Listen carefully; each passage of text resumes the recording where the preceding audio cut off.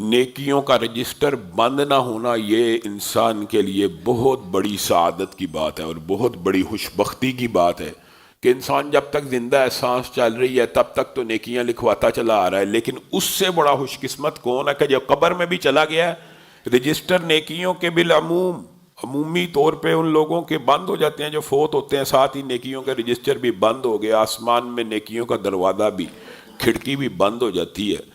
لیکن اللہ نے اس کائنات اور زمین کے اوپر ایسے لوگوں کو پیدا کیا کہ جو قبروں میں گئے ہوئے 1000 برس بیت چکا ہے، 1200 برس بیت چکے ہیں، لیکن ان کے نیکیوں کے رجسٹر آج بھی بند نہیں ہوئے۔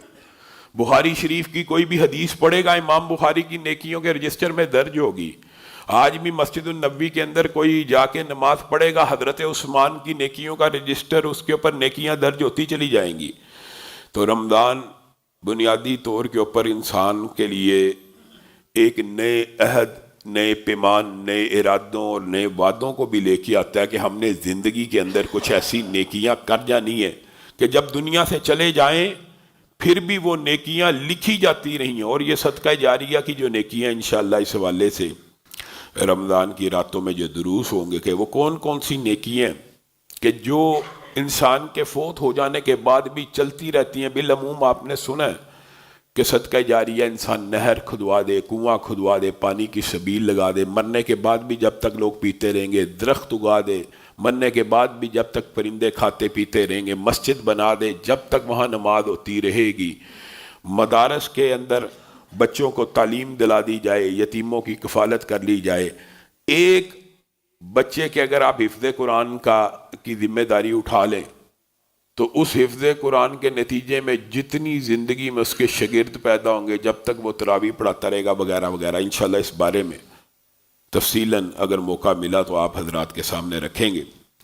رمضان کا مہینہ آ رہا ہے، رسول اللہ صلی اللہ علیہ وسلم نے اس ماہ کے حوالے سے اور اس میں اپنے وقت کو صرف کرنے کے حوالے سے بڑے رہنما اصول دیے۔ رسول اللہ صلی اللہ علیہ وسلم ماہ رمضان آتا تو اپنی کمر کو کس لیا کرتے تھے۔ مراد یہ ہے نیکیوں کے رستے میں اور وقت کو ضائع کرنے میں جو 3 امور رکاوٹ ہیں، اگر آج صرف آپ یہاں سے یہ ارادہ لے کے چلے جائیں کہ ان 3 امور کے اوپر، اور اللہ کے فضل و رحمت سے یہ جو 3 امور ہیں یہ رمضان میں اللہ کی طرف سے جو ٹریننگ بندے کی ہے خود بہت کم ہو جاتے ہیں۔ وہ 3 امور کون سے ہیں جن سے انسان کا وقت ضائع ہوتا ہے اور انسان غفلت میں پڑا رہتا ہے اور انسان بے جا وقت ضائع کرتا ہے؟ وہ 3 امور بالعموم، نمبر 1 کثرت طعام ہے، بہت زیادہ کھانا پینا، بہت زیادہ کھانا پینا۔ تو روزے تو بذات خود انسان کو کھانے پینے سے روکتے ہیں۔ جب انسان بہت زیادہ کھاتا پیتا ہے تو وہ غفلت میں مبتلا ہو جاتے ہیں، وہ دل بسیار خوری سے۔ یہ حکماء کے اطباء کے بھی اقوال ہیں کہ انسان کو خوراک اتنی لینی چاہیے کہ جس سے انسان کا گزر بسر اور قوت اور طاقت برقرار رہ سکے۔ اتنا کھانا کہ ہر وقت چرتے ہی رہنا، جانوروں کی طرح ہر وقت چرتے ہی رہنا اور ہر وقت اسی کی سوچ فکر، یہ نہ صرف انسان میں غفلت پیدا کرتا ہے، وقت کو ضائع کرتا ہے اور اس کے ساتھ ساتھ نیکی کرنے کے راستے میں رکاوٹ ہے۔ دوسری بات کثرت کلام ہے، ہر وقت بولتے رہنا، سننا نہیں ہے۔ جو سننے کا تعلق ہے اسلام کے اندر سمجھ کے لیے اور عمل کے لیے، اس کا بڑا گہرا تعلق ہے، لیکن کچھ لوگ ہر وقت بولتے رہتے ہیں اور ان کو یہ پتہ ہی نہیں چلتا کہ وہ کیا بول رہے ہیں کیا نہیں بول رہے۔ خاموش رہنا، اس میں حکمت و دنائی اور حکماء اطباء کے اقوال ہیں، یہ آپ کے سامنے بڑا مختصر کر کے رکھ رہا ہوں کہ کثرت طعام اور کثرت کلام۔ اس کے بعد جو تیسری چیز انسان کو نیکیوں سے دور رکھتی ہے، غفلت میں رکھتی ہے، وقت کو ضائع کرتی رہتی ہے، وہ کثرت نوم ہے، زیادہ سونا ہے۔ اتنا سونا کہ رات کو سوئے ہیں، صبح سورج نکل چکا ہے، ظہر کی اذانیں ہو رہی ہیں، ابھی تک بندہ سویا چلا جا رہا ہے۔ یہ 3 امور کے اوپر اگر انسان کو کنٹرول ہو پوری زندگی میں تو انسان کا نہ وقت ضائع ہوتا ہے، نہ اس کی جسم میں سستی پیدا ہوتی ہے اور وہ ہر وقت نیکیوں کے پیچھے تگ و دو کرتا رہتا ہے۔ اور یہ 3 امور اللہ کے فضل و کرم سے رمضان میں اللہ تعالیٰ نے شیڈول انسان کا اور بندہ مسلم کا ایسا بنا دیا ہے کہ کھانا بھی کم ہے، اور کلام بھی کم ہے. جب سماعت کرنی ہے تراویح میں اور ایک قاری جب قرآن پڑھتا ہے تو انسان خاموش ہی کھڑا رہتا ہے. یہ ٹریننگ ہے, یہ تربیت ہے, قرآن پاک کو سنتا رہتا ہے. اور پھر سحری کے وقت اٹھنا ہے, رات کی عبادت کر کے, نیند کی بھی قلت, یہ تینوں امور رمضان کے اندر بندہ مومن کے لیے ویسے ہی آسان ہے. اور آپ نے پوری زندگی یہ جو اخذ کرنا ہے اس رمضان سے, اس کو اپلائی کرنا ہے پوری زندگی کے اندر. یہ اتنا عظمت کا مہینہ ہے, اس کی عظمت کی بہت سی حدیثیں موجود ہے. رسول اللہ صلی اللہ علیہ وسلم نے فرمایا ہر روز رمضان میں, ہر روز اللہ رب العزت جہنم میں سے ایک بہت بڑی تعداد, جہنم میں سے. یہاں محدثین نے جو اس حدیث کی ٹرانسلیشن کی ہے وہ یہ ہے کہ اللہ رب العزت نے بعض لوگوں کو یوم کتابت تقدیر میں جہنمی لکھ دیا ہوتا ہے اپنے علم سے, کہ یہ نہیں کہ جبر سے.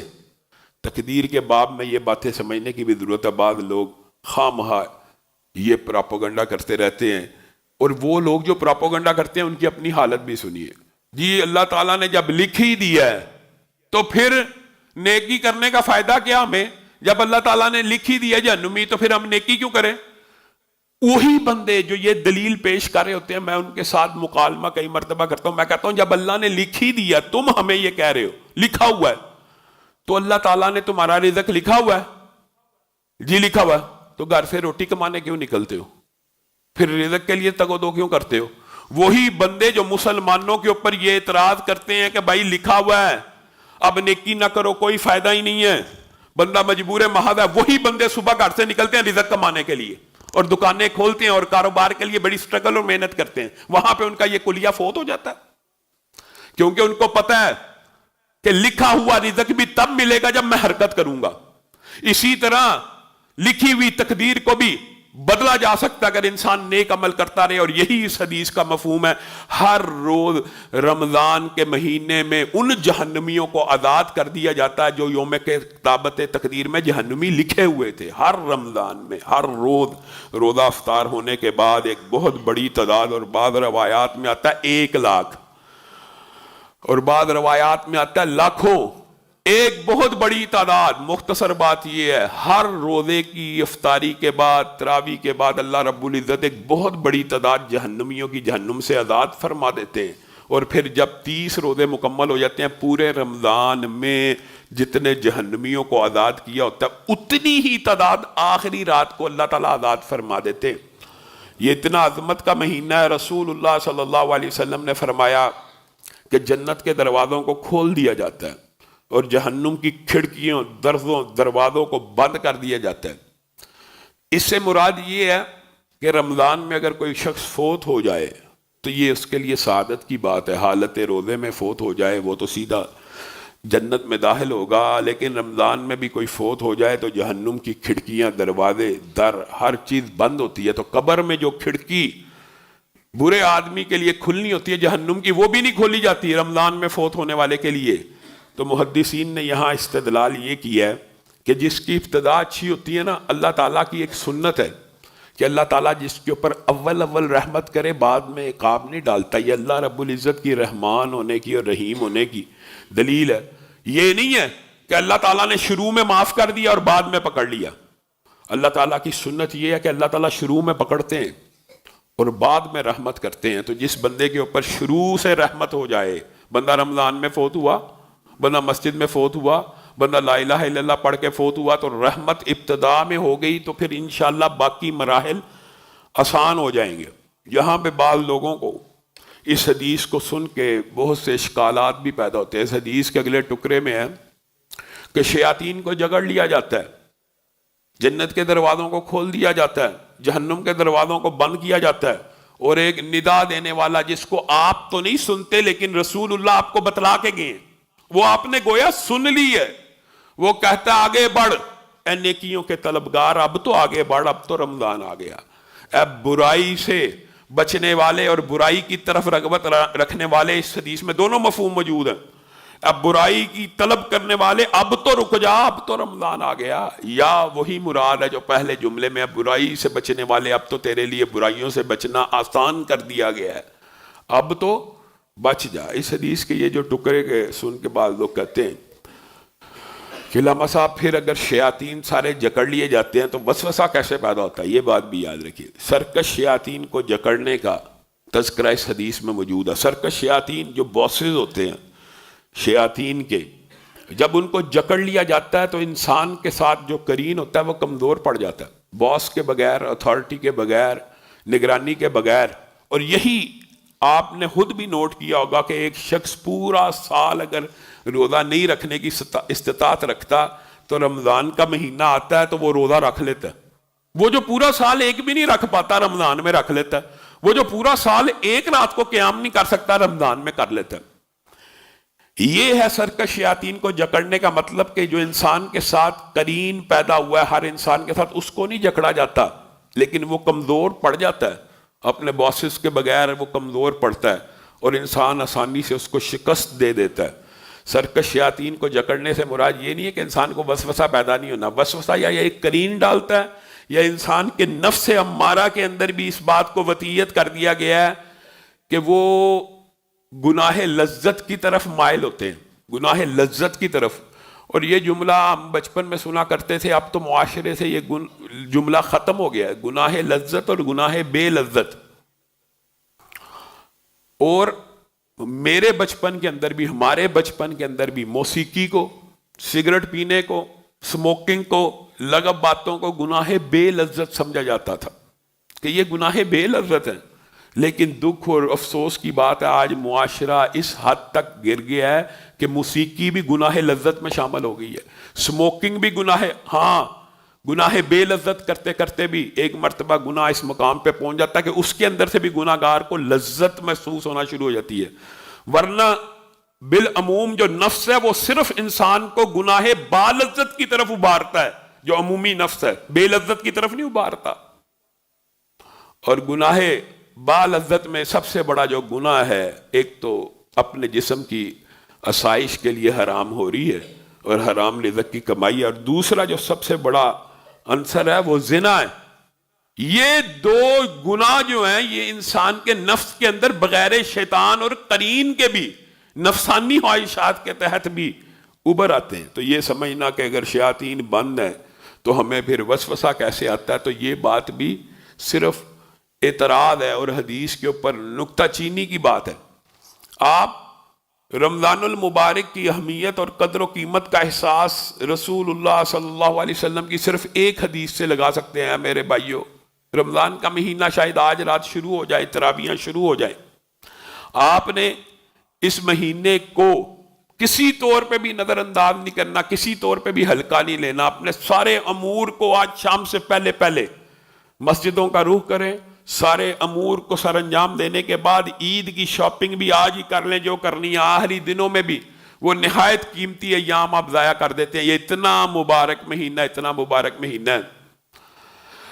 آپ نے بالعموم یہ معاشرے میں حدیث سنی ہے، یہ حدیث ضعیف ہے، اس کی سند میں کمزوری موجود ہے، لیکن دیگر احادیث اس سے بھی بلند ہے. وہ حدیث کیا ہے کہ نفل کا جو ثواب ہے فرضوں سے بڑھ جاتا ہے، فرض کا 70 گنا بڑھ جاتا ہے. یہ حدیث سندن اس میں ضعف موجود ہے، لیکن اس کے برمخالف صحیح جو سند کے ساتھ احادیث ہیں ان کے اندر جو اجر و ثواب ہے آپ وہ سوچ بھی نہیں سکتے. اس کو تو رد کر دیا جاتا ہے تو شاید آپ سمجھتے ہیں کہ شاید یہ اجر و ثواب بڑا نہیں، اس سے بھی زیادہ ہے. کس طرح؟ رسول اللہ صلی اللہ علیہ وسلم نے فرمایا ایک شخص پورے سال عمرہ کرتا ہے، اس کو عمرے کا ثواب ہے، اور ایک شخص رمضان میں عمرہ کرتا ہے. ایک حدیث رمضان کی اہمیت، ہاں کچھ مہینے، کچھ مقامات، کچھ جگہیں ایسی ہوتی ہیں جہاں پہ ثواب بڑھ جاتا ہے، اور اس مہینے میں ثواب بڑھنے کی یہ حدیث اتنی بڑی دلیل ہے کہ رسول اللہ صلی اللہ علیہ وسلم نے فرمایا جو بندہ رمضان میں عمرہ کرتا ہے اس نے رمضان میں عمرہ نہیں کیا بلکہ اس نے میں محمد صلی اللہ علیہ وسلم کے ساتھ حج کر لی ہے. رسول اللہ کے ساتھ کیے جانے والا حج کس نے کیا تھا؟ صحابہ نے کیا تھا. اور صحابہ کا آدھ ہاتھ ہمارے احد پہاڑ جیسے انفاق کے برابر نہیں ہے. جو بندہ رمضان کے اندر نفلی عبادت عمرہ کرے اس نے گویا رسول اللہ کے ساتھ فرضی عبادت حج جیسا ثواب، صحابہ جیسا ثواب حاصل کر لیا. یہ 70 گنا ہے. یہ تو بہت بڑا اجر ہے. تو جو بندہ اس رمضان میں فرض نماز مسجد میں ادا کرے گا، عام فرض نماز مسجد میں ادا کرنا حج کا ثواب ہے، حج کا. تو رمضان میں فرض نماز مسجد میں ادا کرنے کا جو ثواب ہوگا، اس حدیث سے آپ خود اندازہ اور تناسب لگا لیجیے. میں اور آپ اگر غافل رہیں گے تو غافل رہیں. اللہ کے بندو، رسول اللہ صلی اللہ علیہ وسلم نے تو نیکیاں کمانے کے لیے یہ جو موسم بنایا ہے، اس کے اندر یہ بات بھی شامل ہے. ایسی مساجد، کچھ باتیں لوگوں کو پتہ نہیں، ایسی مساجد، ہاں یہ بات بھی صحیح ہے، وہ مسجد جس میں جماعت کی تعداد زیادہ ہو، جس میں دروس اور تراویح میں تعداد زیادہ ہو، یہ بھی حدیث صحیح ہے. باجماعت نماز اکیلے سے بہتر ہے، اور اس مسجد کی نماز اور اس باجماعت کی نماز باقی باجماعت کی نمازوں سے بہتر ہے جہاں پہ افراد زیادہ ہوں. افراد زیادہ والی مساجد کا رخ کرنا ویسے کسی مسجد کو خاص کر کے وہ ایک الگ روایت ہے، لیکن یہ بات کہ وہاں افراد زیادہ ہیں وہاں جانا ہے، یہ بات بھی ثواب کے اندر شامل ہے. یہ آپ نے اپنی اپنی پلاننگز کرنی ہے، اپنی اپنی. آپ مجھے بتائیے صرف اکیلے روزے کے ساتھ جو ثواب کی احادیث ہیں، آپ حیران رہ جائیں گے. رسول اللہ صلی اللہ علیہ وسلم نے فرمایا، بندہ حیران رہ جاتا ہے، ان اللہ و ملائکتہ یصلون علی المتسحرین. اللہ اور اس کے فرشتے کس پہ درود بھیجتے ہیں؟ ہم نے قرآن کی آیت پڑھی ہے، رسول اللہ پہ. میں اور آپ نہیں چاہتے ہمارے پہ درود بھیجیں؟ میں اور آپ بھی چاہتے ہیں. اور یہ روایات متعدد ہیں. صرف روزے کے حوالے سے کیا، اللہ اور اس کے فرشتے سحری کرنے والوں کے اوپر درود بھیجتے ہیں. اب مجھے ایک بات بتائیے، سحری کرنا یہ تو میری اور آپ کی نیچر ہے. ہم کر اپنے لیے رہے ہوتے ہیں کہ سارا دن بھوک کاٹنی ہے. آپ نے صرف اس حدیث پہ غور کریں، اس ماہ کی برکات کو، کہ اللہ اور اس کے فرشتے کھانا کھانے والوں کے اوپر، پیٹ بھرنے والوں کے اوپر یہاں پہ درود بھیج رہے ہیں، تو باقی پورا دن تو کھانا کھانا ہی نہیں. اگر کھانا کھانے والے کے اوپر درود ہے تو چھوڑنے والے کے اوپر کیا ہوگا؟ آپ کو اس حقیقت کا شاید ادراک اور شعور نہیں ہے. یہ کتنا عظمت کا مہینہ ہے کہ اس مہینے میں اس روزے کی تیاری کرنے کے لیے اپنا پیٹ بھرنے والے کے اوپر بھی اللہ اور اس کے فرشتے درود بھیجتے ہیں. اور پھر باقی دن جو کھانا چھوڑ دیا، رسول اللہ صلی اللہ علیہ وسلم نے فرمایا انسان کے معدے سے ایک بدبو اٹھتی ہے جو خالی پیٹ ہو جائے. رسول اللہ صلی اللہ علیہ وسلم نے فرمایا کہ بے شک روزے دار کے منہ سے اٹھنے والی بدبو اللہ رب العزت کو کستوری سے بھی زیادہ پسند ہے.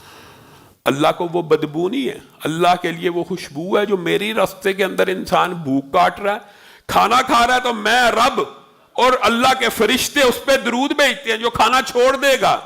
ہاں، لیکن غرض و غایت جو کھانا چھوڑنے کی اگر میں نے اور آپ نے وہ نہ سمجھی تو روزے کا مفہوم فوت ہو گیا. من لم یدع قول الزور والعمل به فلیس للہ حاجہ ان یدع طعامہ وشرابہ. جس بندے نے روزہ رکھا، کھانا چھوڑ دیا، پینا چھوڑ دیا، جھوٹی بات نہیں چھوڑی، گالی نہیں چھوڑی، بہتان نہیں چھوڑا، الزام نہیں چھوڑا، حرام کمائی نہیں چھوڑی، نظر بازی نہیں چھوڑی، بد نظری اور فحشی اور عریانی نہیں چھوڑی، اللہ کو کوئی ضرورت نہیں وہ کھانا اور پینا چھوڑے. اللہ کو یہ کوئی ضرورت نہیں، ضرورت ہی نہیں ہے.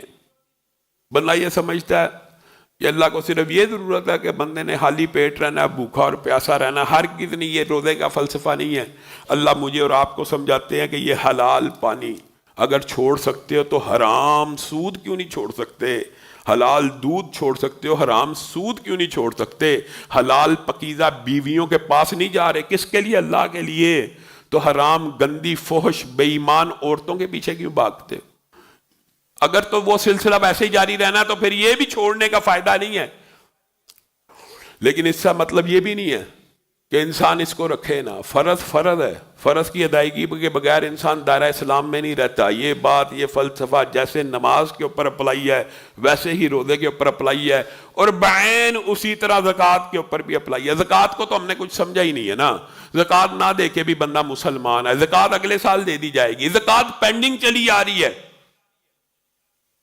اللہ کا شکر ہے معاشرے میں نماز کی قضا کا کچھ تصور موجود ہے. قضا ہو جائے آدھے گھنٹے کے بعد بھی انسان بے چین ہو جاتا ہے کہ فوری ادا کر لی جائے. روزے قضا ہوئے میں ادائیگی کی کوئی پرواہ نہیں، جیسے فرض ہی نہیں ہے جیسے. اور بھائی روزے کی قضا بھی اسی طرح جیسے نماز کی ہے، زکوٰۃ کی قضا بھی ویسے ہی ہے جیسے زکوٰۃ. کاروباری افراد کی پوچھتے ہیں سوالات، 3 سال سے پینڈ چلی آ رہی ہے. 3 سال سے کوئی بندہ نماز قضا چھوڑتا ہے؟ 3 سال سے پینڈ چلی آ رہی ہے، 4 سال سے پینڈنگ چلی آ رہی ہے. ایڈوانس ہونی چاہیے، ایڈوانس ہونی چاہیے، کیونکہ تیرے بعد تیرا مال تیرے وارثوں کے پاس آ جانا، پھر ان کو کوئی پرواہ نہیں کہ باپ کے اوپر کتنا قضا تھی زکوٰۃ کی. ان کو کیا ٹینشن ہے، ان کو کیا پرواہ ہے. اپنی زندگی کے اندر انسان کو نیکی کے اعمال کرنے چاہیے. اپنی قضائیں آپ نے خود ادا کرنی ہے. یہ روزہ، اس کی قضا کئی خاص طور پہ جو عورتیں ہیں، ظاہر ہے ان کے ایام ہوتے ہیں اور ان کے حمل کے معاملات اور بیماریوں کے، ان کی بالعموم بہت بڑی تعداد ہے. 10 سال کے، 15 سال کے، ہر سال رمضان میں یہاں پہ سوال آتے ہیں، 15 سال کے روزوں کی قضا باقی ہے. اللہ کے بندو، روزہ چھوڑ کے یہ جو بات کی جا رہی ہے کہ حرام نہیں چھوڑنا، یہ نہیں چھوڑنا، تو روزے کا فائدہ نہیں. روزہ پھر بھی فرض ہے. وہ فرضیت ادا کریں گے تو آپ دائرہ اسلام میں داخل ہوں گے. وہ دائرہ اسلام میں داخل ہوں گے تو آپ کے نیکیاں تلنی ہیں، ورنہ تو آپ کے لیے میدان ہی قائم نہیں ہونا. بھائی دائرہ اسلام ہے، یہ جو بنیادی اراکین ہے، یہ دائرہ اسلام کے اندر شامل ہیں.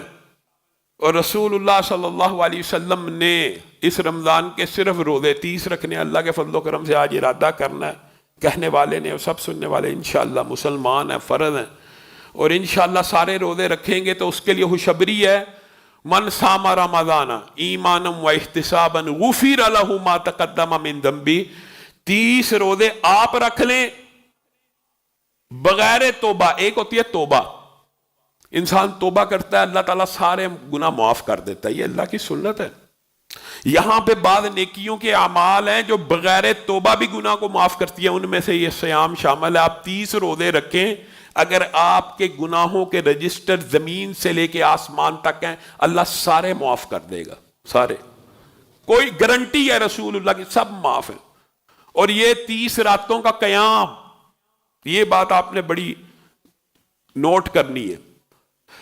آپ نے اگر قیام کرنا ہے، یہ بات درست ہے کہ قیام باجماعت فرض نہیں ہے تہجد کا، لیکن قیام جو ہے اس کے بارے میں یہ حدیث ہے، من قام رمضان ایمانا و احتسابا غفر لہ ما تقدم من ذنبہ. جس نے یہ 30 راتوں میں 30 راتوں کو 8 رکعت تہجد کی نماز کو قائم کر لیا بغیر توبہ کے، اس کے سارے پچھلے گناہ معاف ہیں. کوشش یہ کریں کہ باجماعت قیام کیا کریں. کیوں؟ اس کے جو فضائل و مناقب ہیں نفل کو باجماعت ادا کرنے کے، وہ ایک الگ باب ہے کہ وہ جب امام کے ساتھ سلام پھیرا جاتا ہے وہ تو ایک ہی دن میں گناہ معاف ہو جاتے ہیں وغیرہ وغیرہ، وہ حدیث الگ ہیں. لیکن آپ نے یہ تہجد کی نماز پورا سال نہیں پڑھی تو ٹریننگ کریں. 8 رکعت نماز پڑھنا کتنا مشکل ہے، باجماعت ادا کریں.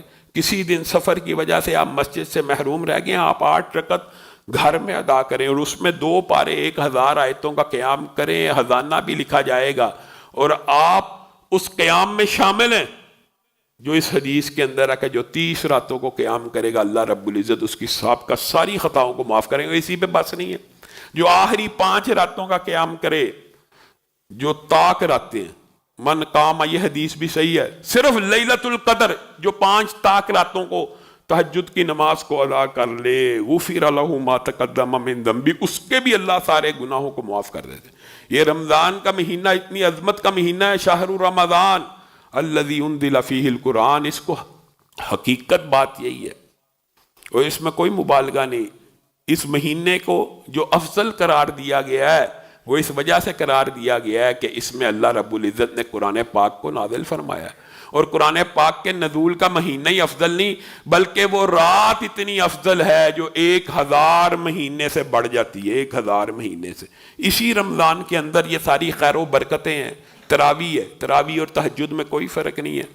اسی تہجد کو ہم باجماعت ادا کرتے ہیں، اس کو تراویح کہا جاتا ہے. اور یہ بات بھی یاد رکھیے کہ تہجد ادا کرنے کے لیے یہ بھی کوئی ضروری نہیں ہے، یہ جو لوگوں کے ذہن میں مغالطہ ہے کہ سو کے اٹھنا، کوئی ضروری نہیں. عشاء کے ساتھ متصل عشاء سے کچھ بعد، اس سے کچھ دیر بعد، عشاء سے لے کے فجر کے مابین جو بھی آپ 8 رکعت نماز کو ادا کریں گے وہ تہجد ہے۔ اور رسول اللہ صلی اللہ علیہ وسلم رمضان غیر رمضان، رمضان اور غیر رمضان 11 رکعت ادا کیا کرتے تھے، اور اس میں 8 رکعت تہجد کی ہوتی تھی۔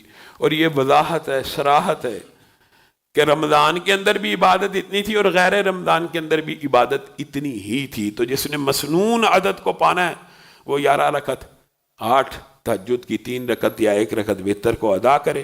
بعض دوسری روایات کے اندر یہ بات بھی ملتی ہے کہ رسول اللہ صلی اللہ علیہ وسلم نے 5 رکعت وتر کو بھی ادا کیا، گویا 8 اور 5 13 رکعت کا ذکر بھی موجود ہے۔